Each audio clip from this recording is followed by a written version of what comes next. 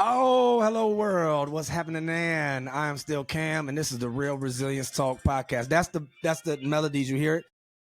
Monchichi Rex, okay? Palo Chino, new album dropped. I'm just saying. I don't get no money off of this. I'm just trying to plug my man. Not like that, but you know what I'm saying? Like I'm trying to plug his stuff, advertise. All right, disclaimer, this is no endorsement of or affiliation with any official organization. These are just people using their freedom of speech. And if you don't like it, guess what? Download a different podcast, okay? All right, you ain't got to make a comment. You can just scroll past, bro. You know, like when you get the email in your inbox and you got to feel the need to reply all to everybody, tell everybody you ain't on that distribution list no more. You can just press delete. Okay, anyway, I'm losing it always. Yeah, so we're going to talk about resilience, brilliance, and how do we do it. I got an amazing guest, man. Traveled from down yonder to be here today. I'm gonna turn off this music. Hey. Remember, we're not doctors, we're not lawyers, we're just people trying to help people by being real. All right, my man Ryan, what's happening, brother? How you doing, fam? Beautiful day, brother. Beautiful day. Appreciate you having me on here, man. Yes, man. Thank you for being here, though. We've been trying to set this up for a hot minute, right? Oh wow. Wow now. Yeah, man. Yeah, it's cool. And as everybody knows, this is like really unscripted. I just asked a few formal questions and then we just riff. So I appreciate you being here, making time, man. This man's on the road. He stopped through, just did another thing. He's doing another talk, did another talk. He might have used all his words for the week. So we're going to see what we got left in him right here. I was just talking about that. I was like, man, I talked enough for the week. I was like, I'm done. I need to get on the road and be quiet with myself. I love it, man.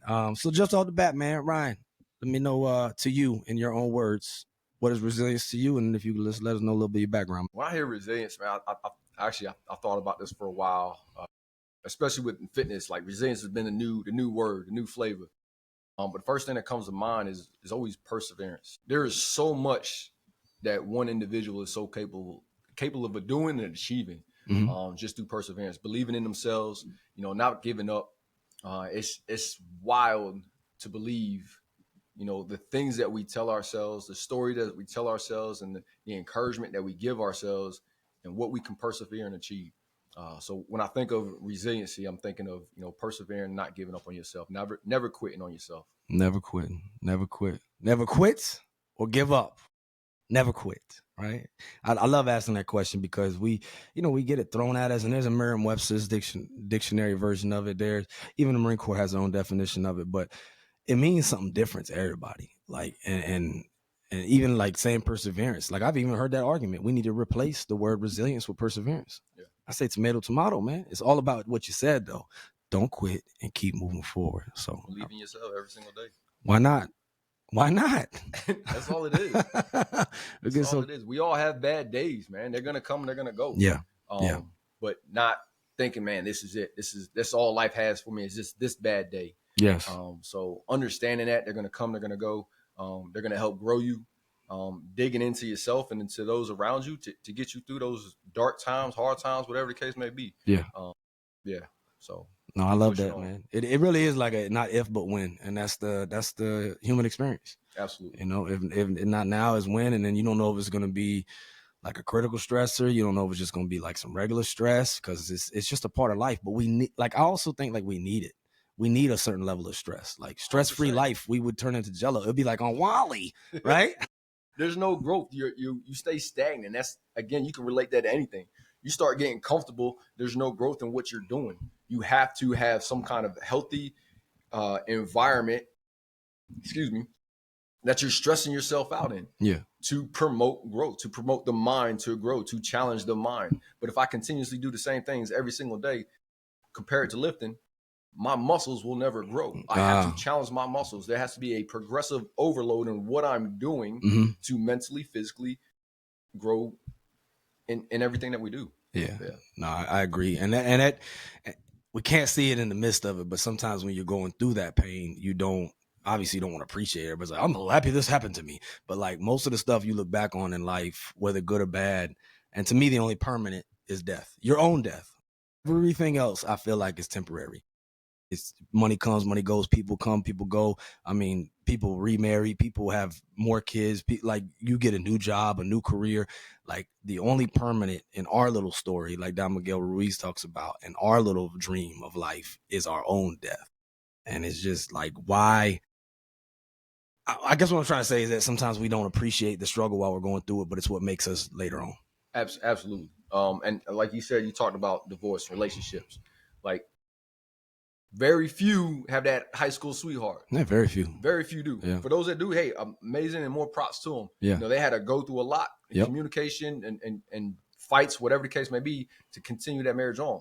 But those that go through divorce learn from that divorce. Mm-hmm. They become a better father. They become a better spouse. They become better communicators. True. Because they understand no matter how bad that was and everything that was going on, if they look back on it, that prepared them for the next relationship. It's true. Yeah, it's true. So little steps like that. And again, it's all things through life. It's everything. Everyone's going through it.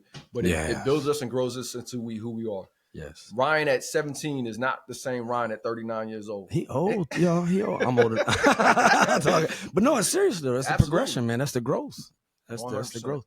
But I do think like, and we'll get into it, I'm sure, but we both are tied into something mutual that's a good tool for everybody out there. You can look it up, y'all. You can Google this. I don't care who you are. You can find something good in it. But it's Marine Corps Order 5351.1.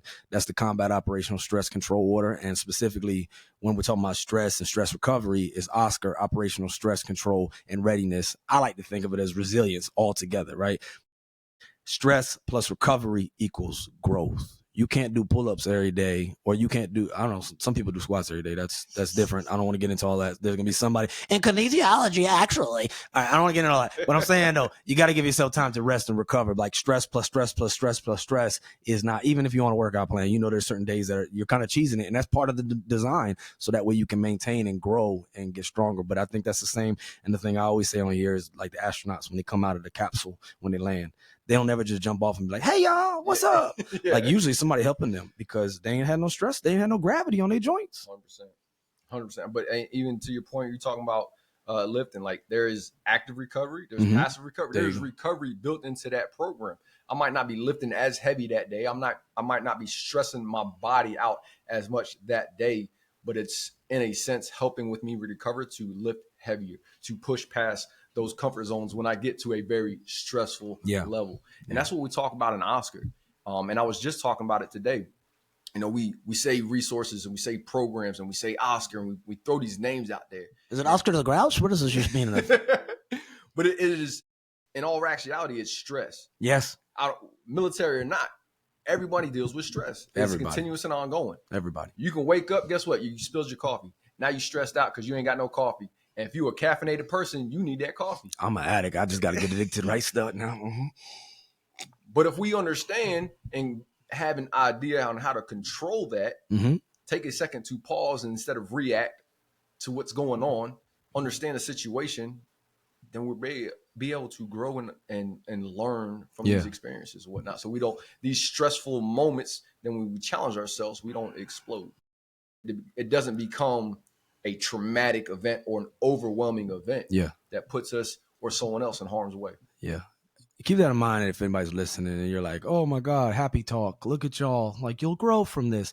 You can't see that in the midst of it, but I promise you, and I've said this, man, I've went back and forth. I just, for my own boundaries and my own mental health, I just stopped reading all comments on social media, good or bad. It's all the clacking the tongues. I love you. If you got something to say to me, you know how to hit me up directly, and then we'll talk more about it. But I can't do it no more, man, because like people will respond with stuff like their situation is so unique. And I do agree that we are as unique as our fingerprint, every human being with DNA, fingerprint. But so many don't realize that if you share it, how many other people can relate to it. They might not know the exact situation, but they might be able to give you a roadmap of how they might have endured something and got through it. And we miss out on that when we're negative and when we're like, you don't know me. Even Dakota Meyer, Medal of Honor recipient, Sergeant Dakota Meyer. I watched him talk at the Naval Academy last summer, and he was talking about he was going to a doctor after, he had got out, because only us inmates and zoo animals get out. I gotta kill that joke, but you know what I'm saying. We get out, right? And he was saying that he was talking to a doctor, a therapist, mental health type doctor. And, he was like, you don't know how it feels to have your friends die. You don't know how it feels to do this. You don't know. And like all of the things. Right. And then the doctor was like, dude, you're right. I don't. But like, I do know what an asshole is. And you're being that, bro. And I was like, damn, if the Medal of Honor recipient that went into harm's way, not once, not twice, like back and forth. Right. Him and another Marine going back and forth to save lives. Like, if he can say that, like, we can say that. And we can recognize, and not to compare, but to appreciate that, like, you don't have to be an asshole about this. And everyone you meet's fighting a battle you know nothing about. So we could just be kind to each other and, like you said, share it. And I think it makes it better. I don't know. The more that we can share it, man, it just goes back to the human factor. Yes. We all are humans. And if I can be vulnerable yes. for a second, and if I can share a story, then story can resonate with somebody. Yeah. And the biggest thing about this, and what I try to tell people, is that we get so caught up in data and numbers. Yeah. And you don't need to do this for recognition. True. You may never know the story that I share, and whoever listens to this, I may never know the impact that it has on them. Amen. Yeah. That doesn't stop me from sharing. Amen. Because me sharing is a healing process in a sense for myself. Yes. It is filling my cup. And the more that I can fill my cup will continuously overflow to fill your cup. Yes. To fill someone else's yes. cup. Yes. And to another point that you're talking about is comparison. Yeah, man. Man, comparison, you've heard the saying before, comparison is the thief of all joy. And then when you hear that and the way that you can look at that, I may lose somebody in my life. Mm-hmm. But a loss for me is not the same type of loss for you. No. So I can't say hey, I know how you're feeling. I don't know how you're feeling. We don't. And we can't always compare stressful situations, and we can't always try to fix the problem. Oh, yes. There's not always a fix to it. It's not. Sometimes it's just being that ear to listen to. Yeah. Yeah. And I think it's by nature, especially, us that are in service, first responders, military, what have you, like we have a bias reaction, right? That's what we talk about. We want to get in there and help. We want to look at what today is 9/11. Like them ladies and gentlemen all ran up, and it wasn't just firefighters and police. It was other employees. Like they had a bias for action and it was going. Sometimes there's not stairs to climb. There's not a thing to do. There's not an action that occurs. It's what you just said. And what was it again? So just so we could reiterate. Just listen. Just listen. Just be an ear. Yeah. To listen to. Yeah. It's that can be so powerful by just taking a step back, seeing what somebody's got to say. Yeah. At that point, that individual feels heard and they feel seen. Sometimes that's all they need to be done. That is so true. That is be so heard true. And be seen. Yeah. We get so caught up in our own daily lives, and it's so easy to use the excuse, I'm busy. Oh, yeah. I'm busy. I could do it a million times. I'm busy. Yep. But if I can take a second to just hear what you got to say, I may not even know you. And actually, I think it was Sergeant Major LaHue was just sharing this. Retired Sergeant Major LaHue.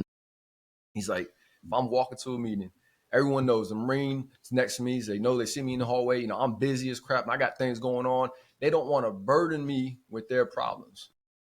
But if I could take that time to understand, stop. So, hey, Marine, are you doing okay? Yeah. At 5 seconds, dang, Sergeant Major cares for me. Do this at work. Yes. Oh, so-and-so cares for me. They understand. They see something's off, whatever case may be. It's just showing a little bit of care. Genuinely makes care. a big difference. Yeah. It's a huge thing. Yeah. And you can't do that. And you will see right through it if people try to fake it. Like, oh, you good? Cool. All right.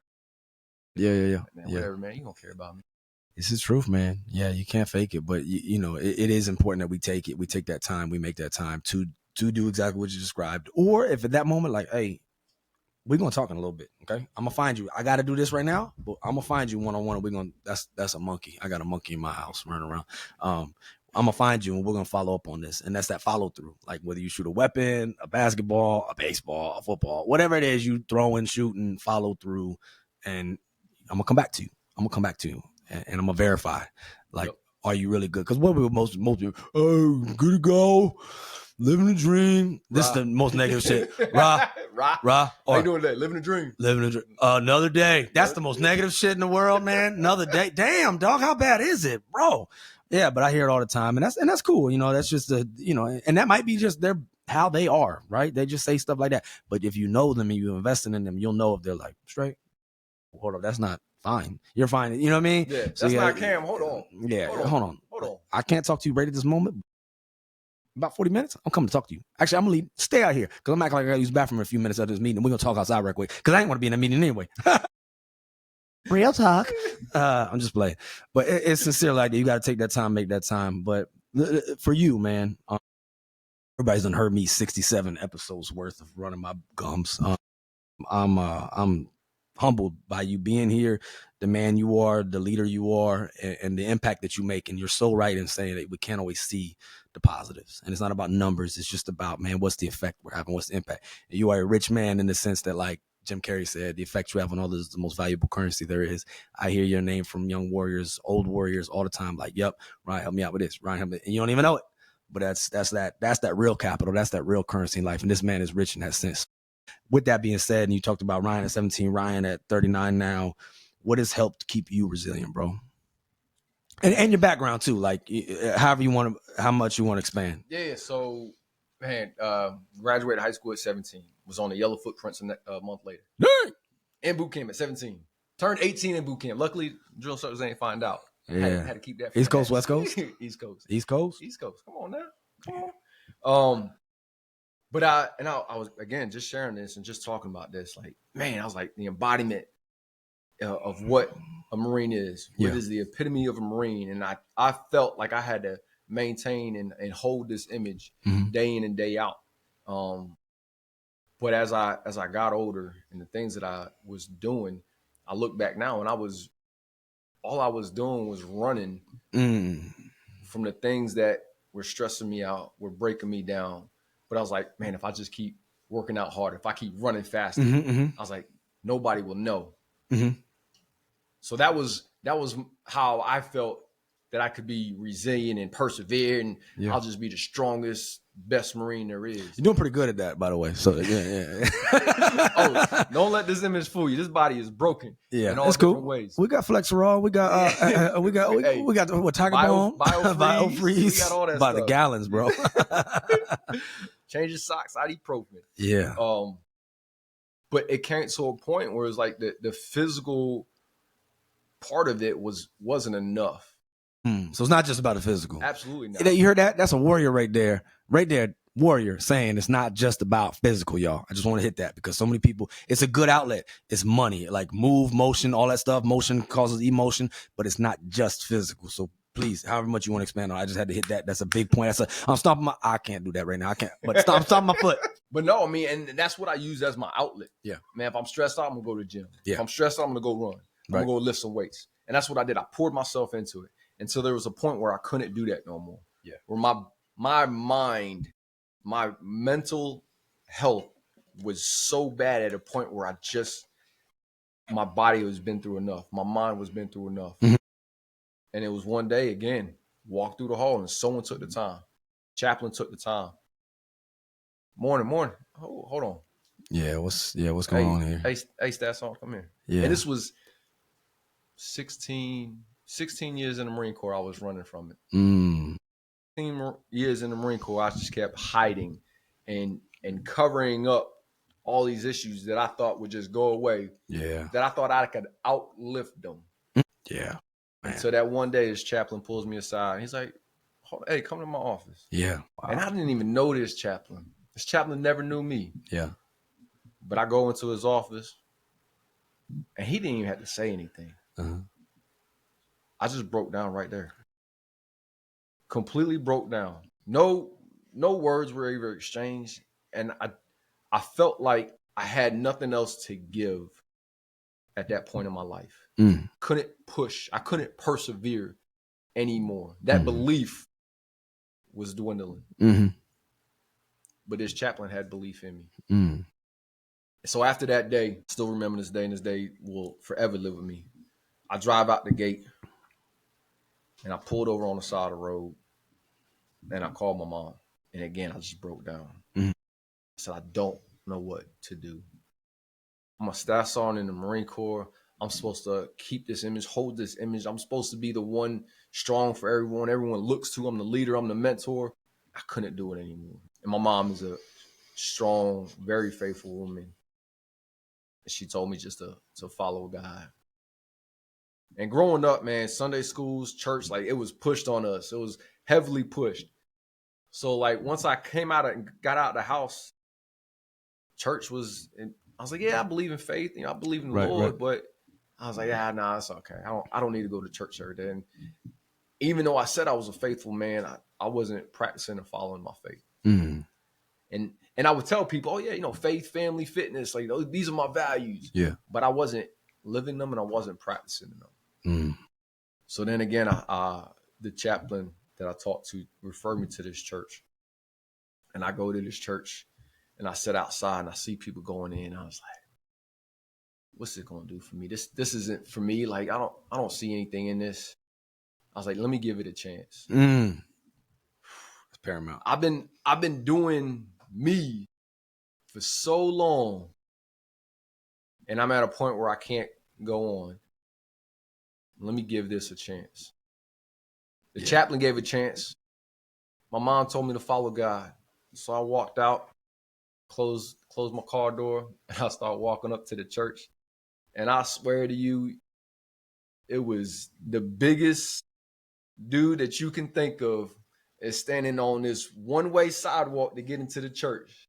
You ain't going around him. You're not stepping on the grass. You got to go through him. So I was like, well, let me just try to sneak on by. And I was, good morning, put my hand out there. This big old gorilla man. Gorilla man. Snaps me up and just gives me the biggest bear hug. Wow. Dog. And he says, welcome, brother. Wow. And again, I poured down and I broke down. Yeah. And I knew at that, like, I cannot do this on my own. Mm-hmm. I need help. So I started going to church, started pouring into my faith, started pouring into myself and my mental health, started going to medical, started getting these things diagnosed and understanding the brain, the body, and how things were working and why I was acting a certain way or why I was getting anxious for certain things and why they kept happening. So once I understood, gave a face to these things that were stressing me out. Yeah. And I had the knowledge and understanding, like, okay, now I know how to work through this. But if we continuously run from it, we never know how to fix it, to cope with it or anything like that. So now maybe I did it wrong for so long that I've learned from that. And I'm in a position now where I can say it's okay to not be okay. Ooh, yes. Yes. It's okay to say, hey, Cam, brother, I need help, man. Yeah. I don't know what to do anymore. Yeah. I don't know where to turn to. Yeah. And this is the greatest thing my psychologist told me. And I guarantee you everyone has felt the same way. I don't want to bother you with my burden. Yeah, that's true. But, and this is what he told me, it is not on me to decide on what you can handle. You might be having a hard day, and I'm like, man, I don't want to burden with that. But I cannot be the one deciding on what you can hold and what you can handle. That's real. That's truth. That's yes. And too many of us have this burden. Our spouses come home or kids come home and they're stressed out and they're like, oh, I don't want to put my problems onto them. Yeah. But that is not for you to decide. Right. It is for me to say, Cam, I don't know what to do. Mm-hmm. And if you don't have the skills necessary, hey, I don't know what I can do for you, brother, but guess what? I can get you to somewhere. Mm-hmm. And that's where the power of being vulnerable becomes courageous, becomes growth. Yes. Becomes living. Yeah. And being able to be where you are today. Being able to be with your family in a clear headspace, knowing that I am working to get better. I like that you said ing at the end of work because it's working. And it's a constant thing. And like, life is still going to have stress. It's still going to be complex, but like moving forward. And as you said, like, it's okay not to be okay. But Jose says this, it's not okay to stay that way. 100%. And I also want to add to it. It's not okay for you to be a butthead to everybody else because you don't like somebody, like you can't do that. Like, and that's not to tap into the burden thing, but you don't need to take it out on others because if you don't deal with your mess, it deals with you. So this dude, anybody listening, because most people listen to the audio version of this dude bigger than Vin Diesel in his prime, you know what I mean? And intimidating. And he's over here talking about vulnerability and I'm not okay. And I need help. And like, I'm not saying to compare, but I am saying to appreciate if a warrior of this status, of this stature can say, I'm not okay. And you know what I love too, man? You talked about like spiritual fitness and the spiritual side and what you worship and what you believe in. there's some people that only go that route and then say like the mental health side of it and like the going to a doctor is wrong. Or there's people that go to the doctor and the science side of it and they say, no, I don't mess with faith. I'm just on this side. But you're like a perfect blend of balance with that, to where you're saying, and that's very important. That's very important. Like I hear your accent. Like I know in the South, that's very important. Like I grew up like, you better go pray. And as I got older, it was like, you better go drink. And like, we don't got health insurance. Who's going to go talk about being sad? That's some rich people's problems. Yep. Right. Yep. But like you go pray it away. But it's like, there's a dichotomy there, but it doesn't have to be. It could be both. Right. Yes. And I mean, we talk about this in Oscar all the time. We talk about the 4 domains of physical, mental, social, and spiritual. And we'll do these metaphors, and we'll have 4 people holding up a chair. Yeah. Everyone's holding one leg. Yep. And everyone represents a domain, right? You take one of those away. If you're not focusing on one of those domains, now 3 others are being stressed out. Mm-hmm. If you're only focusing on 2, now 2 others are being stressed out. And eventually that stress is going to become so overwhelming that no matter how much you pour yourself in just mental or spiritual, they will crumble and they will fall. Yeah. You have to have, I'm not saying everyone's got to be religious and everyone's got to go to church and pray. Right. But you have a belief in yourself, a belief in something. Yeah. And again, in all different areas. And absolutely though, man, it's got to be, it can't just be pouring yourself into one thing. Like I did. I poured myself into physical. It's a physical, yeah. And you can only do that for so long. Yeah. I definitely did it too, like with work and accolades and not addressing my own problems. But I'm like, bro, I'm about to be a meritorious, whatever, fill in the blank, and I'm successful.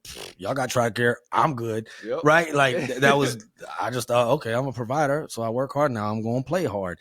But it's multifaceted, and I'm just glad that you shared that, because to me, spiritual, and I tell this to people I talk to when I do Oscar or I speak to people, like for me, the Constitution is spiritual. That's not to have a fake deity or anything like that. That's just to say that it's inner strength from higher purpose. Right. If we don't show up to be warriors and to support and defend, this experiment called America will just perish, right? And being a father, being a coach in my community is a spiritual thing for me, because I'm connecting to others, but it also taps into social. And then, General Glenn once said that like they're like the Olympic rings. They all like Venn diagram. As you start going down the physical, it starts bleeding into, you go to the gym. Dude, it's social, right? You always got that one person you talk to at the gym, right? Don't that talk too long, and you be like, don't even know their name, though. All right, man. All right. I was trying to get the set in, but they want to be like, yo, man, stock market, right? And you're like, yeah, cool. But it's social, right? And when you be stretching and like all of it, like something like yoga. I say that as something like yoga. I was never going to do no yoga till I got real broke, body wise, like hip, back, leg, this, that, so I be yoga with Adrian now. But for some people, yoga is just spiritual. For some people, yoga is just, hey, we're going to get with our people tonight. We're going to go to yoga class. That's social right there. Obviously, it's physical. And when I got a hold of Warrior 3, that is for damn sure mental, right? So like it can blur into other things and other things, whatever the thing may be, it can kind of blur. But you can't, like you said, just rely on one, because you burn out, bro. Like you burn out, and that's real. And then you lack empathy for others. Dr. Cross, she told me this where I was working at before. She's an amazing human, but she said that, a sign of burnout is when you start lacking empathy for others. Because when somebody comes to you with a problem, even your kids, your spouse, whomever, you want to tell me about a problem. For real? Yo, you got a problem today? Right? That ain't no problem. Man, you fine. Suck it up. You're burnt out, though. You're not even having empathy to try to understand or whatever. You're just like, get out my face. That's not a real problem. Okay, now that person is going to be like the rest of their life. Okay, I don't have a real problem. Now we're like generational trauma, et cetera, et cetera. It just keeps passed down of not to acknowledge or to take the time to go, I'm not good. But if somebody told you growing up, you had a problem, shut up. There's a time and a place, right? Is it not a time and place to suck it up? There always is. Yes, please understand that too, ladies and gentlemen. We can't be in the middle of a firefight or in the middle of like a stressful situation and go, everybody, I'm not doing good. And I'm like, me neither, but we'll talk about this after. Right? There's a time and a place. We need that. Some people take it too far with some of this stuff. Prime example of that, 2021, with the 24th MEU on the USS Iwo Jima, August, bomb of the Abbey Gate. Sergeant Nicole G was one of our Marines. Gunnery Sergeant McCain is out there. He's with the Marines on the ground, and he pulls them in. He's like, Marines, I understand what just happened. I understand you are feeling some type of way right now. I get that. But the truth is the enemy is still there and they're still coming for us. Yeah. I need you in the fight. We will grieve and we will talk. And Most definitely. as a family, as a team, as whatever, brothers and sisters. Yeah. But at this moment, I need you to be engaged in the fight. Yeah. And then when we came back, absolutely. Memorials, everything. Right. And gave our respects to Sergeant Nicole G. Yeah. But and again, that's combat related. Right. Same thing in the garrison lifestyle, same thing in civilian lifestyle. There is a time and a place where sometimes I hear you, I see you, but we gotta push. We gotta push. We gotta get this done. Yeah. We're gonna come back though. For sure. And that's the thing. Some people don't. They're like, we'll come back, and then they never do. But you gotta come through like the chaplain did and come back to you, or that sergeant major in that meeting and say, I'm gonna come back to you. Hold on one second. Right. That's where we missed the mark. And we say we're gonna talk about it. The follow through. The inspecting what you expecting, the going back and double checking. We got to trust but verify type thing, right? Russian proverb. Like, we have to do those things to ensure that our people are getting the help they need. But all that being said, we can't be in the middle of, like, let's just say a sports game and you just break down on the court crying because of the pressure. Like, we got to keep going in that moment. And then later on we can cry. I'll hold you. You can be on my shoulder. But right now we got to press. And that goes back to what we were saying earlier. If we continuously put ourselves in healthy, stressful environments to grow our physical, mental capabilities, when those events occur, we're not breaking down. We build that resiliency to overcome these things, to overcome sports situations, to overcome work, whatever the case may be, to get through those things. But if we don't stress ourselves out in healthy ways, then we'll continuously have that issue. I agree. You can take it too far with him. I love him though, but Goggins, callous your mind. That's like he even says in some of the runs he does. People are like, why you run so much? Why you run 200 miles or whatever? And he's like, I'm running to prepare myself for that call I get saying my mother passed away. That's deep. Epictetus, y'all, look him up. His name translates to the acquired one, but he said that what ought one to say is each hardship comes. I was practicing for this. I was training for that. I was practicing for this. I was training for this. So it's exactly what Ryan's talking about right now. The same mantra of what Goggins is talking about. To grow, we must suffer. Like, again, but with healthy recovery time. So that way we'll be strong and be prepared. And that's why we train the way we train. So that way, in those emotional states, in that traumatic situation, you never know how somebody's going to respond. But the training and the muscle memory comes into action. And then it's not about the mission or the thing or the cause. No, it's about each other. And I gotta go. Tap, rack, bang. Let's go. Like, let's go. Let's keep it moving. So it has its place to be able to. What do they say? The more you sweat in peace, the less you bleed in war. That's not always true because bad things happen, right? But this isn't just a military thing. Some people hear this on the show and they go, "Oh, he's just a military guy." No, this is applicable to all facets of resilience in all of our lives. Like, look at what's going on in our nation with mass shootings and things of that nature. I'm not getting political on. I'm just saying. Somebody in those situations have to respond to trauma in that moment, right? They have to stop the bleeding. They have to take action. They have to get out of harm's way. So you just never know when these like traumatic experiences come your way, car accidents, et cetera, et cetera, et cetera, man. So, don't just typecast and go, oh, these some Marines, these some military folk. No. This is good knowledge for all. This is an everyday thing. Yes. Stress does not discriminate. No, it doesn't. It is not sexist. No. It's not geographically located. No, it's not just in combat. Stress is everywhere. It is. It's going to continuously happen. Yeah. But if we identify it and understand it instead of run from it, and that's how we continuously grow as human beings. Yeah. And it's a constant, but like I started on this rant, you said working, a constant work in progress, all of us. Anybody out there acting like they made it or they know everything, pray for them, help them out, talk to them because they are about to get humbled by life because life has a way of humbling you, like Anthony Hamilton's saying, but it will. And it does. And to all the Uncle Ricos out there with their fishing stories and their stories of throwing the ball over the mountain, you got to earn it today, whatever that thing may be. We're a constant work in progress. Me too. I'm still trying to fit foe every single day. And I fall short many a days, but we got to be willing to continue to be working. ING, action verb, like you said. Yeah. Steve, thank you. And another thing that you just brought up too, we're all figuring this shit out. Everybody, every day. I don't care. David Goggins, I don't care what.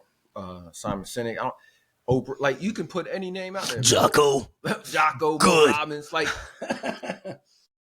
everybody, and I've shared this plenty of times. Everybody is living today for the first time. Oh, that's a good line. Nobody has lived today before. Everybody is living today for the first time. Everybody is figuring their shit out. You have these, the Mel Robbins and Simon Sinek's great individuals and people, they didn't just wake up and start writing these books. They went through events and they're sharing these events. Most definitely, yeah. But we are all figuring life out. Yes, yes. I have never been a parent before. I am figuring out how to be a parent when my first kid comes. Mm-hmm. Even when my second kid comes, like I am still figuring shit out. It's true. Oh, yeah. And they all different. So they have the same mom and daddy, same DNA, same everything. And what is wrong with you? Why are you different? This one is different than the other one. This one ain't mine. This one's yours. I don't know. That's your side. Yeah, I'm serious. It's true, man. It's so true. And it's all unique. And then also, same time, you are now, say whatever age, fill in the blank. You know, like I know I don't want to go down that road of being the parent who's like, yes, and parenting, you know, that goes so fast. But really, who you are with your first kid is not who you are with your second or your third kid. And nor are they the same at all. Like 3 different humans. And that's where you got to know them and what can be most effective.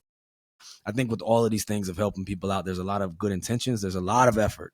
Never question anyone's intentions or effort, but how effective are we? Yeah. And that's what it, to me, is all about is can we be effective at helping people grow? And sometimes we won't. That's sometimes true. We will get it wrong. Understanding that is okay. You're, in a sense, if that's what you want to call it, is okay. Because again, I don't say we will, because some of us make the same mistakes over and over again. Yeah, that's called definition. When you keep looking in the fridge and ain't no food in there, y'all. Yeah. But if we don't push ourselves and fail, then, you know, how do we know what our limits are? How do we know how to test ourselves and what we can achieve? Yeah, no, it's necessary. You got to be uncomfortable. And I'm a hypocrite at that. You know, there's certain analytical things I just don't, man. They put me on some like contract stuff one day. I can't do it. Like I was not growing. I was stressed out. I was out of my total. Like you put some math in front of me, right? Like no, that's why God made ChatGPT and calculators. Like I know how to not overdraw my account. That's enough math I need right there. But there is beauty in the struggle. There's growth in the process of whatever it is to get out of your comfort zones. And I think we need to have a consistent, that's a big thing, consistent outlet for that, whether it just be the gym or whether it be, you know, whatever it is, man, challenging yourself. You can go do arts, go to open mics, go to church and say, I want to help out with the youth this or the that this, or go see if you can coach a soccer team. I never do coach. I ain't never play soccer. Then YouTube it. You'll figure it out and just tell the kids run that way. Like, but it could be fulfilling, right? And it could be something to get you out of your comfort zone and something to be accountable to. So there's a myriad of things. And maybe you only go through things, and this is my belief, you only go through things so you can help other people through things, because humans never do anything on their own. Like any deity, any religious text, anything throughout history, that force, that power is working through a human. And humans never do anything on their own, right? So that's the only way I can make sense of babies dying and like today, 9/11s. That's the only way I can make sense of it, is that maybe there was something in that. The silver lining is now people are equipped to help someone else through it. Or, you know, like the Pope had said about when he was getting sick, he was like, now I know what people are struggling with that I serve. And I was like, that's perspective. And I mean, you bring up a great point too. Like if we look at an incident, instead of saying, why did this happen? Say, what is this teaching me? That's hard to do though. It absolutely is. Man, it's so hard. It's so hard because in the moment, your emotions get the best of you. Your feelings, your blood pressure, whatever is going on. But if you can pause for a second and be like, what is the silver lining? What good can I get from this? What is it trying to teach me? And how can I use this to help others? Yeah, no, I 100% agree. It's just, I mean, we talk about that, and anybody that's affiliated with Marines, Navy, like Oscar is a really good training, because in moments like that, when you are getting really stressed out, you learn grounding techniques, you learn box breathing. I'm talking about just pinching the hair on your leg sometimes to not fall asleep, like little things to put you back in the moment and not run and have an escalation of stress, right? Because things trigger us, but your triggers are your responsibility. Remember that. Your triggers are your responsibility. Okay. So feelings are feelings. Feelings are not facts. There you go. So remember that. So not facts. Suffering is inevitable, but victimhood is a choice. Absolutely. I'll cut you off. Go ahead. I'm sorry. No, absolutely. I've seen it so many times, and you can play the victim card all you want, but until you take ownership of what is actually happening, there will never be a change. Yeah. If you continuously play that. It's hell. I think Jordan Peterson talks about it. He describes it as literal hell, right? And hell on earth. And that's not to diss you. If you're listening, you're going, okay, you don't even know what I've been through. You know what? You don't know what I've been through either, right? You have no idea how much violence it took me to be this peaceful in life. You know what I'm saying? You have no idea. But I'm not going to give you a sob story. I'm just going to say that you can learn something from somebody else, and maybe we go through things so we can share it with someone else later. And I quote Dr. Edith Eger, survived Auschwitz, right? She said straight up, like, this woman had her whole family wiped out. I'm not saying compare. It's the thief of joy and the thief of healing, but we could appreciate and respect. This woman said that suffering in life is inevitable, but victimhood is optional. Come on, man. And she's still alive right now. She just did a talk last week over at, what's the air station by the San Diego? What's that joint? What is San Diego Air Station? Dang, I'm stupid. But anyway, right over there by MCRD San Diego, she did a talk with Marines and sailors. Edith Eger came in there. She's like in her 90s, man. True warrior, dog. So you could be a victor, not a victim, right? Like, why not? Like, why not? Miramar, that's what it is. Miramar. Here we go. I was like, Miramar. I couldn't think of it. I'm like, Pendleton. Miramar. Google it. It'll say, did you mean? And then we'll be good. But sincerely, though, like, there's a line there that we cross, and you got to be willing to move through it and try to find the good. You probably won't see it then. And I didn't either in my woes. Like, I've been suicidal. I've been dark. I've been like, woe is me. I've been a nihilist. I've been nothing matters. I've been all of that. And I didn't see it then. So I really do have empathy for you if you're in that position right now. But I promise you, like, nothing really good comes from that. And it's hell on earth. It really is. And understand the things that we say, and it might just roll off the tongue. It might come easy, and like, it's not going to be easy to work through that. Yes. No. That the woe is me, that might be an issue for you.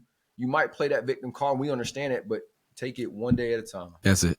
And that's all we can do. Brothers, sometimes it's 1 hour at a time.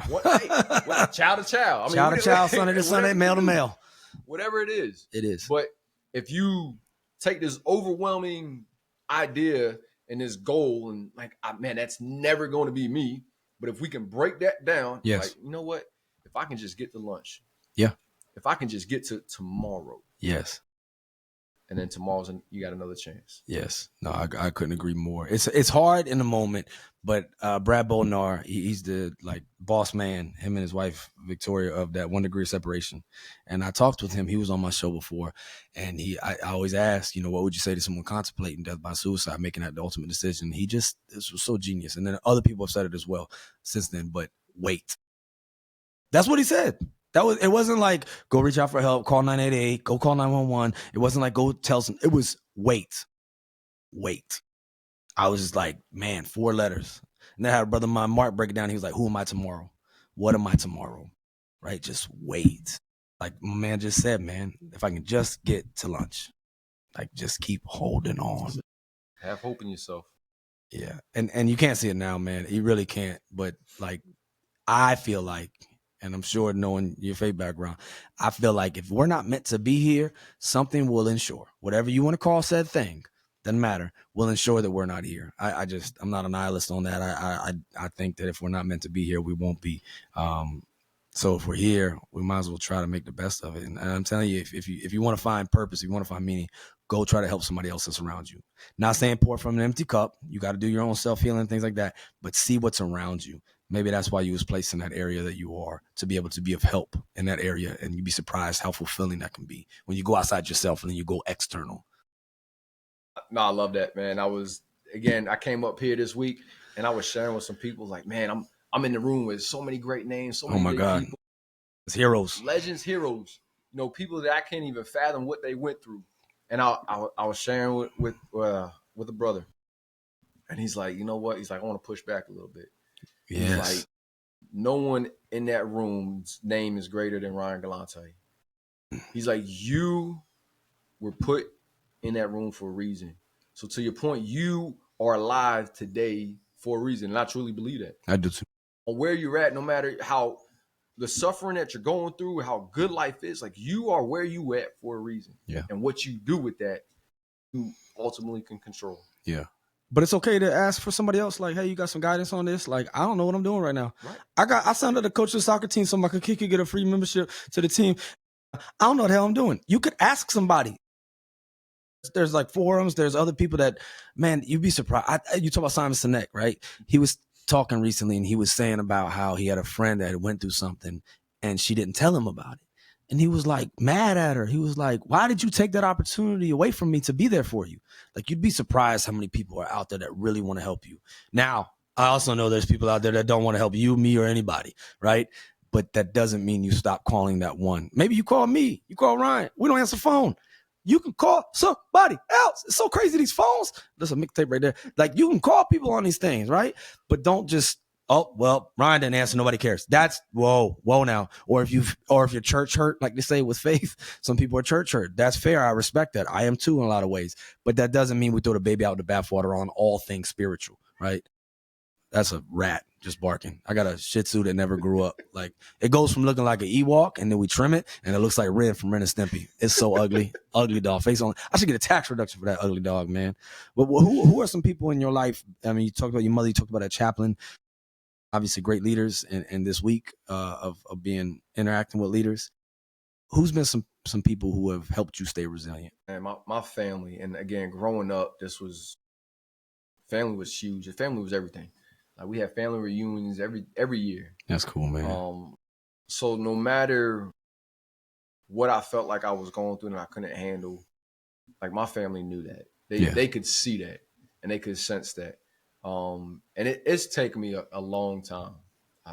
Again, even to talk to ones that love me, that's been in my life forever. Mm-hmm. And talking, we get so caught up in, just communicate better. Like, they don't need the details. They don't need to know what actually happened on this day. But if I can, like, babe, talking to my wife, talking to my mom, talking to my kids, and like, hey, I need a second right now. Things that are going on right now. And the more that we can share that, because we like, oh, I don't want to cry around nobody. I don't want nobody to see me weak. I don't want my kids to see me weak. But the more that I can share that, hey, I'm dealing with some things right now. Now my kids can see that it's okay. Yeah. Right. So they're modeling. Absolutely. Yeah. Absolutely. It's like, we want our kids to come to us. We want our Marines. We want our, service members to come to us. Yeah, come to me. But if we're not modeling that man, hey, they need help too. Yes. So it's taking time. It's taking reps, to be able to get comfortable to share and to talk about things. And at first it was like I would isolate myself and just go into another room. Yeah. And now it's like, my wife knows that I just need some time. She said, do you want to talk about it? And, there's some times I could talk about it. Right now, I just need some space. Or actually, I do. I want to talk about it. Yeah. But my family has been there through thick and thin. And I haven't shared everything. Right. Through the deployments and some of the things that went through my head and my mind at the times, but I've been able to open up a little bit more. A little bit more. Baby steps. Everything. Yeah. And then, like, this is first time I've ever been on a podcast. For First real? time I've ever gotten on a platform. Look at that. I got this man on the phone. Snap. What's up? Look at that. That's crazy. I didn't know this was the first time you. I thought you was a pro. I thought you had your own podcast. You was doing so good. Nah. But even this week, yeah. Sergeant Major Marine Corps is in the room. Love you, Sergeant Major Marine Corps. That dude is the real deal. Genuine leader. To come up, Sergeant Major Carlos Ruiz. That dude added empathy as a leadership trait. What's up, JJ? Did Ty Buckle Lee? Empathy. All right, I'm sorry. I was doing a plug. I'm a fanboy. I see him. Hi. But Sergeant Major Marine Corps is in the room. Sergeant Dakota Myers in the room. Retired Sergeant Major Kent's in the room. Whoa. Our Sergeant Major LeHugh's in the room. Wow. And I go up there and I share a story, and then Sergeant Major Ruiz talks to the room, and he's like, I can't fathom what you just went through, because I saw you in the hallway pacing back and forth, reliving this story that you were going to tell us. And then you came in here and you told us. And then you just re-engaged and got back into it. Yeah. And I'm able to do that. I'm able to get on a podcast. I'm able to share my story. Yeah. Because I've taken those baby steps. Yeah. Because I've understand, like, this is what I need to do to heal. Yeah. And it's been a process. Yes. It is a continuous process every single day. Yeah. It is not he's found the fix. As of September 10th, he's all better now. I'm cured. No, there's none of that. No. I don't have PTSD, anxiety, depression, TBI no more. That's all gone. Yeah. That still lives with me every single day. Right. But we can't let these issues or these diagnoses define on who we are. Yeah, we define them. Yes. I don't let them define me. Yeah. How can I modify my life to still achieve things I need to achieve? Yeah. I might not be able to go out and run 3 miles anymore, but guess what? I can get on a row and row 5,000 meters. Row your boat. I might not be able to do whatever the case, but I can still find purpose. Yeah. To get that. Yeah. And it's something that I tell people all the time, veterans, Marines. What's the intent? Yeah. You can't do it this way, okay? But what's the intent? Is there another way we can? Bro, that's maneuver warfare right there. Like that's be water, my friend. That's exploiting the gap, exploiting the vulnerability in a positive vulnerability, like in a combat way, right? You find the next gap and you go exploit that. That's maneuver warfare. What's the intent? Let's attack in a different direction. That's right. No, I love that, man. That's deep though. That you would be unselfish enough to share that with them, but then to still acknowledge, like, and another part of that, you said PTSD, like, bro, I asked rooms full of people, you guys, everybody, they'll be like, post-traumatic stress disorder. There's also post-traumatic stress growth. There's also post-traumatic growth. Like, there's just as much literature and verbiage out there. Like, we literally grow through some things at the same time. It's not just negative, like a disorder. Right. And I think we get too bent on that, and it needs to be acknowledged, and you need to work through it, and you need to be aware of it, and your triggers and all kind of stuff. But to be a warrior like you, and then to share it again, because maybe when you said it last time, it didn't resonate, but this time you say it and somebody goes, oh snap. Even if some of your Marine sitting there saying like, dang, for you to do that, like to share your experience, right? And that's why I say, don't just lock it all in. And if you don't deal with your mess, it's going to deal with you. And you got to be consistent at dealing with it, because you can get complacent. What General Matt, Honorable Mr. Matt, say about that? Complacency kills. It does, and it'll come back and get you. And them demons from the past will haunt you. And again, it's always every day's a new day in what I talk about and share about. But to be in that room with Medal Honor recipients, Naval Cross recipients, like Bronze Star recipients, like to me, like those are people like, man, I could not imagine. And again, this is where we get into that comparison. If I compare myself to them, then I would never share my story, because like, man, he's been through it worse. Truth. Yes. But I understand that their life, their stressors, their events, and what they've been through is different than mine. Yeah. No, and again, we deal with it in different ways, but it was to be able to hear Sergeant Major of the Marine Corps say that, and to hear that, like that was powerful. That's amazing. And we don't know what impact that we're doing. And I wanted to share. They asked me, hey, do you mind talking? They didn't say what. They didn't give me a prompt. They're like, hey, do you mind talking? I was like, yeah, I talk. So the story I shared was mine to share, and mine alone. But the impact that it can have on just, if it had an impact on a Sergeant Major of the Marine Corps, like who else is tuning in? I'm like, damn. Yeah. If he is suffering and is vulnerable enough to share. And before I shared my story, I had everybody in the room. I said, hey, we're talking about stress. We're talking about things that happen in our life. I was like, just by a show of hands, I was like, who's had or who knows of somebody that's dealt with stress in an overwhelming or traumatic way? Room, raise their hands. And I said, did someone or something help you through that? And if they didn't, and you did it on your own, hey, good on you. Mm-hmm. I was like, but my last question was, I was like, that event, I was like, without that event, and this is for them to think of, and this is for you to think of as well too. Yeah. Without that event, without that divorce, that car accident, the combat deployment, would you be who you are today? Would you be the brother, the father, the sister, the spouse, the Marine, the billet that you hold? Would you be who you are today? Mm-hmm. And that's for you to answer. But the thought behind that is like, that helps us in developing who we are. Mm-hmm. So, no, that's real. That's a good perspective. I think we all took stock and inventory on that. Nobody's like really like the things that we feel accomplished for. I hate the word proud, because pride comes before the fall. I think it gets overused and abused, but proud in a good sense of having self-confidence and respect for yourself and achievement. Not like, I'm so awesome, right? But like, it's never something you look back on that was easy. No. It's never something you're like, oh yeah, guess what, man? Wednesday, I crushed it. What'd you do? Just watch TV and stuff. Like nobody's like, you're not putting that on anything, and it's not to brag and flaunt, but it's like your own self-respect, your own dignity, right? And what you just said reminds me of Seneca's quote. He said that a gem cannot be polished without friction, nor a man perfected without trials. And of course, back then they said man, so it applies to all.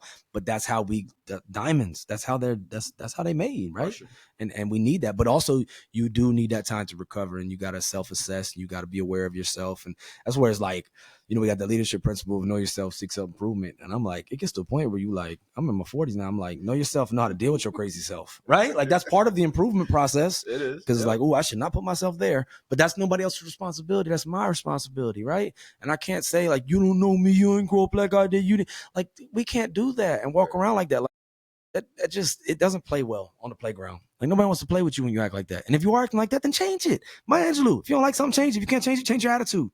Or shut up, right? Do a different approach. Because if you keep going like this, man, it's hell on earth. It really is. And I get it. I've been there. I really have. And it was hell on earth, and I almost didn't live through it. So just keep that in mind out there. Anybody that's in that moment of friction. Of course, you don't know, by the way, but the perception may be we're on the other side of it. This is a comfortable, convenient moment for the both of us, and we're sharing these things. But you have no idea. That's why, like Robin Williams said, man, everybody you meet find a value nothing about. So be kind. Be kind. Be kind. Always. For real. Yeah, you never know what somebody's battling, the demons that they have inside them. They don't. None of us are perfect, man. I wrote a poem recently. I was like, man, thinking about, I lost people, and friends and you no matter what the rational mind says, like people make their own decisions. Like what if it to death? Did I dismiss them in that one moment when I walked down the hall? I got to get to this, because life be lifing. And like we are playing that guilt. Yeah, man. And your rational mind's like, okay, I had nothing to do with that. That person made that decision, but, your heart and your soul goes, what could I have done? What could I have done? What could I have done? And that's not a nice place to feel like, and none of us are perfect, right? But I do think that we can be better at helping each other, better at being there for each other, better at moving forward together. And I'm just telling anybody out there, I'm not a prohibitionist. I'm not a prohibitionist that led to NASCAR and gangster movies. Hey, America's going to do what they want. You know us, right? But real talk, like if you are going through something, alcohol probably isn't what you need, and being near a gun probably ain't what you need, because we already impulsive. Like we're already irrational, as especially those in the military service, and we're so familiar and comfortable with weapons. Like it's one thing just to have that self reflection and go, I don't need to be near this right now, and maybe I do need to go work out, or maybe I need to go do this, or I need to go talk to that person. But like, it's really not going to make your bad day better. It's just going to delay the onset of the grief, the pain, the etc. I'm not trying to preach. I'm just saying something that helped me, and I wouldn't be here right now if I'd had a gun near me at times in my life. So just sharing that. Covering up the problem, never fixing it. No. You again, the alcohol, the drug, that quick fix. Yeah. And that's all it is a quick fix. I thought fitness for me was that fix. Mm-hmm. But eventually it will eat away and cause another problem. And again, it's just compounding more and more issues onto you until one day it's too much for you to handle. It's human. Absolutely. It's and you see how you heard that rhythm of both of us. Like it's like there's not words for times like those. There's not words for losing that. And I don't want to shame anybody, but man, you have no idea. Your pain may end, but the pain of everybody else is just going to begin, my friend. And you have no idea. And there's a contagion when it comes to that kind of stuff too. Like other people start feeling certain ways, and then you just don't want to be the spark that lights a flame of things like that. And I'm not trying to victim shame you. I'm not trying to victim blame you. I'm just trying to help you consider something you might not be thinking about. So please don't hear me wrong. I'm not here to judge you, cast stones. I've done it. I've been there, and I have kids. Like I have I have family. You know what I mean? I'm one of 10 siblings. Like I got people that do care about me. But I couldn't see that then, so I just share that with you because your pain ends, but everybody else's begins. So all I'm saying is, like my man said right here, just wait till, just keep moving forward to the next thing. Like keep it right here. What can I control? What can I focus on? CBT that thing. Like there's skills, there's stuff. I'm still learning all that stuff, man. And I tell you what, I'm a hypocrite. I'm like, Bruce Lee be turning his little grave out there in Seattle talking about knowing is not enough. We must apply. And I'm like, I be knowing a lot of stuff. Applying is a whole other thing, brother. Knowledge means absolutely nothing if you don't apply it. Nothing. Yeah, there's a lot of educated fools in our world. Oh yeah, they know a lot of stuff, but they dumb as hell. I'm one of them sometimes. You know what I mean? I got to own that. It is what it is. Man, we were just talking about that in an Oscar. Yeah. We're trying to emphasize the importance of Oscar, what it is for the Marine Corps, and that how this can help save lives. Yes. And at the end of the day, the call to action, I'm sitting in the room with sergeant majors, with all these, again, colonels and higher ups. I was like, we can pour money into every single program, every single resource, and think this is going to help suicide. This is going to help sexual assault. This is going to prevent this. I was like, none of these programs and none of this actually matters if we don't apply it. Mm-hmm. Mm-hmm. And care. Yeah. Yeah, and care. And another thing too, Oscar, sometimes people go, oh, look at Care Bear over there, just giving out hugs. No, oh, hell no. No, be firm, be fair, be there and care. But it's got to be genuinely. But nobody said don't hold the line and don't hold standards. Like, people want accountability. That gives them a sense of security. So don't get it twisted that you have to go baby and coddle everybody. That's not what nobody's saying. I'm not endorsing that. But be firm, be fair, be there. You gotta genuinely care. And you know how it feels if you're listening right now. I don't care what line of work you're in. You know, a coach, a teacher, whomever is in control of your situation, you know when they don't genuinely care. So, like, how can you be better? And if you haven't so far, well, change, step, march, hit it. Left, right, left, like, change that up. If you know what I just did. I could have done the Diddy, but my Achilles a little tore up right now. But is any events, anything you want to plug, any resources that's helped you, anything out there that has been a tool, a tangible tool for you that you want to share? We talked a lot about Oscar. Y'all can look that up. I really do think civilians, don't care what your line of work is, you can take something from it. You can take it, make it your own. Why not? Right? But it's there. It's free. It's Googleable. Google, you know what I'm saying? Master Guns Google. You hit him up, Recorder 5351.1, and then there's about to be a 1 alpha, which is going to be off the chain, y'all. A lot of good people, a lot of good humans worked on that. I think he's one of them. But anyway, long story short, it's going to be a good product, and it's moving forward, progression, right? But anything else tangibly that you want to share that, has helped you or has, guided you, or something you want to share with somebody else that they may not, because we don't know, we don't know. No, absolutely. Again, it's been a huge part of my life, and it will continue to be a part of my life when I get out the Marine Corps, when I exit. Get out. I love it. The University of Health and Performance. It's a program out in Arkansas, GI Bill funded, all these other things funded. And when you hear, University of Health and Performance, like, oh, I don't care anything about my health and performance or personal training and all these other things. But it's so much more than that. It is intentional, values-based training that you can take on and apply to your everyday life. So again, it's a veteran organization for veterans to come through. They have personal training certifications. They have integrated health certifications. Precision nutrition is just getting started. Patriot pathways for individual service members that are transitioning to kind of understand the civilian aspect of things and the corporate leadership and how that civilian sector kind of works. But it is not just a program and a course like, hey, appreciate you coming. Here's a cert. Right. Hey, go forth and do great things.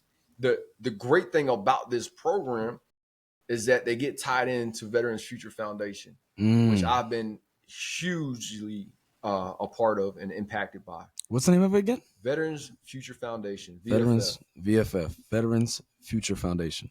And through Veterans Future Foundation, we host weekly and monthly coaching calls. So we're just on virtual calls like this, just talking to individuals, talking to veterans about what is going on in their life. Because you ain't alone. And like we've been doing all day today, like we continuously do, is just talking. Yes. Sometimes you don't even have to talk. You should get on there and listen. That's true. See what people are doing, how well they're doing, or some of the things that they're dealing with. But we're sharing these things. We're having these coaching calls. We bring on people, speakers to come out here and talk on their backgrounds, their experiences, and what they're doing. But we maintain that camaraderie and that family, that support. Like, we need that. You are not alone. We need that. How do I get tied into? You stay connected in here, and we stay connected with you. Yeah. So we do group coaching calls. We do one-on-one coaching calls. We do blueprint coaching calls and value-based training. We do grief recovery calls. That's real. And when we say grief, we're like, oh man, I haven't lost no one. That's not for me. Okay, maybe you lost purpose. Oh yeah, maybe you just transitioned out. You just got out. You lost the identity of the uniform and what defines you. Yeah. How does this tie into your everyday life? Yes. So it's been an amazing resource. We've even partnered with the Dirt Therapy Project. Again, another amazing nonprofit organization, getting getting service members outdoors and on mountain bikes. Yeah, man. I mean, you don't even have to know anything about, but there's so many, and again, those are just a few that I know about and I've actually experienced and been involved in, and again, and have poured into.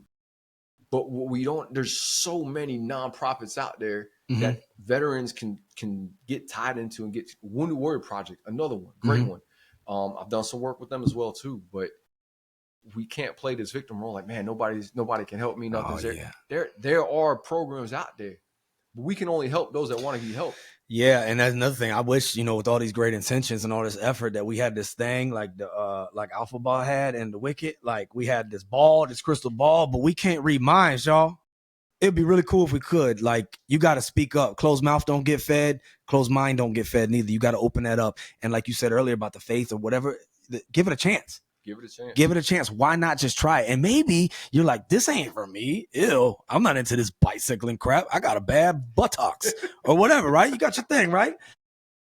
But maybe you could put somebody else onto it, leader, because everybody's a leader. Everybody can be. If you're influencing people or a situation, you're a leader. Don't mean you're a good one, by the way. I'm just saying, right? But you maybe learning of these things that he's sharing right now isn't for you, selfish. Maybe it's for others. And like the thing we talking about Oscar, I'll be honest with you, man, I tell people all the time, Oscar's helped me more in my personal life with family and friends than it has just with like wearing the uniform and being in those environments.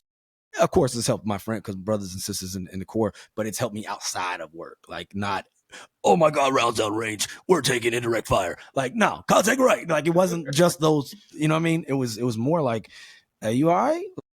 Stuff like that. So don't dismiss things. Like he said, give it a chance. We're so built up and we want that 7-Eleven convenience. I want now. I want Prime now. We want perfection right now. That's not true. Is it going to make anything worse? Nah? Okay, fuck it. I'll try it. Forget my language. Forget it. I'll try it. I'll edit that. I don't want any church folks getting at you. What'd you do on that man? Speaking of blasphemy. That big dude going to come get me. He ain't going to hug me. He going to squeeze. Yeah, I don't want that. Shout to Otis, man. I love the man. His name's Otis too? Oh, man. That's one of the best singers ever. Y'all got to look up Otis, history of Otis Redding. That's a sad story. You know that sitting on the dock of the bass song? Where he hums? At the end, okay, so at the end of the song, he was still coming up with lyrics, but he was in a plane crash. He wasn't even 30 years old, man, when he died. So anyway, shout out Otis, big Otis. There's a big dude at the Virginia Beach Funny Bone that's big like that, like you were describing, and he's called House. That's his name, dog. He's a noun, like House. That's what they call him. He a good dude, too. He don't hug, though. He check IDs, and he'll throw you. Yeah, but he good dude. Yeah. See how ADHD can be fun, everybody? What are we talking about? This dude's talking about a comedy club and Otis Redding dying? That's rest in peace, Otis. You're Otis. Much love. Thank you for that hug, bro. Don't squeeze me. Too hard. All right. I'm like a jelly. I'm like jelly donut. I'll pop out. So VFF, obviously you talked about Wounded Warrior. I may have not taken good enough notes. You talked about the University of Health and Performance out of Arkansas. Intentional, value-based. And from what you described, I'm just re-saying it, not to repeat myself or anything, but just to make sure I got it. You're not just getting a one and done, hey, go save the world. You're actually in a consistent program with other people in a community to where you can hone, sharpen, keep growing. You build a network. You extend yourself to others. It's a steel sharpen steel scenario. Am I interpreting that right? 100%. Just like we've been sharing the whole day. It's an ongoing working. Yes. It is not it's not a fix, and it's not a, you're done. Thanks for everything's coming. perfect now. Yeah. I went to church that one day. Don't work like that. We're there to continue to work with you and work through. Yeah, so, that's good. Do you want to like share any socials or anything like that? Or put them on the spot, everybody. What is your social security number? That's what I meant to say. No, I'll just play. Last 4 DOD. Yeah. Right. But like, what's your mother's maiden name? People do that now. Like, hey, man, hey. That's how we used to check in the units like that back in the day. You put your social on every roster. Yeah. And what? Who this gas card from BP? I don't even know no BP. British Petroleum. I got an Exxon. I got a Tiger Mark car. Oh, yeah. But yeah. If you want to, man, just send it my way. I'll put it on the show notes. But man, thank you for being here today. I know you got to get on the road and you got a big road trip ahead of you. We can keep going. You know me. I put the high definition ADHD. It's been a blessing, brother. It has been a blessing. Thank you, man. Thank you for being here. Thank you for everything you do. It makes an impact, man. I got Gee. I know I probably gave you one before, but I'm giving another one. Signed copy. Y'all can buy it on Amazon. Okay, we talking about it's a book about the things. And yes, it's small on purpose. Nobody reads big books no more. All the big books I got on the fixing to read one day shelf. All right, so that's my gift to you, brother. Thank you. Brother. I appreciate you. Last question. If someone is out there right now contemplating taking their own life, and it feels like, man, I'm done with this life stuff. I heard y'all, heard a lot of stuff, saw a lot of flyers, saw a lot of Instagram videos. I don't care. I want to go. I'm a burden. I'm tired of this. I want to die, and I want to take action in my own hands. If you could say something to that person beforehand, what would you say to them? We hit on it today, and again, I wish I could say it was my own words, but Trent Shetland said it the best, man. Give tomorrow a chance. Give tomorrow a chance. Brother, I am here for you. I will always be here for you. Give tomorrow a chance. Give me a chance. Yes. And that's the biggest thing that I would ever say to anybody. And I actually, man, I had this conversation with my son. This was a couple years back, and he's like, it's like, what's the purpose of everything? You know, why? You know, he was going through his own thing, his own demons. And as a father, I'm on the phone with my son thinking things that I've seen in the service and hearing my son say these things. Mm. And the only thing, you know, the advice that I could give him is that I am here for you. Mm-hmm. I will always be here for you, but you got to give me a chance. Ooh, give me a chance. And that's the biggest thing. And, you know, we've hit on it so much today. You got to be willing. GTAC. I just made an acronym out of this. That's how institutionalized I am. GTAC, y'all. That's how we're going to do. We're going to attack with some GTAC. Give tomorrow a chance. People really do want to help you. There's so many organizations. The ones he just said, I share them on here. I mean, people really do want to help you, but here's the thing. Closed mouths don't get fed. Like, it really is on you speaking up and speaking out. And if you try one person, well, call the next person, right? Try another thing. I mean, give it a chance, as you said when he saw help. And then also give tomorrow a chance. I say, why not, man? Why not? You never know. You have no idea who or what is coming down the road of life, my friend, brother, sister, whoever you are. I've heard it a few times recently. Some people are like, I would rather hear your whole life story than hear your eulogy. You can call me and just tell me your whole life story. I'd rather hear that. I'd rather carry the weight of your burden or whatever you think you're going to pass off to me, or trauma dump or whatever. I'd rather hear that and carry that than to carry your casket. And that's some real shit. That's real right there, man. And like it or not, we all we got. So you have no idea who or what is coming down the road of life. Ryan, man, I love you. I appreciate you, man. I would give a big man hug, but I don't want to get him sick. I'm wearing my Willie Beeman jersey, though. What's up, Willie Beeman? But yeah, man. Any safe rounds? No, brother. Again, blessing. This was awesome. No, appreciate y'all for those that tuning in. Again, you're not alone. You're not in the fight alone. We're here for you. Give tomorrow a chance. Check out this mixtape, and it's playing the song because I'm so trashy. I don't have the program to do the thing, but I play the song on the phone. Shout out my Chichi Rex, Uncle Rex. We love you, Pelocino. I appreciate y'all listening. Please make good choices. Be there for each other, and like my man said, GTAC. Give tomorrow a chance. Much love.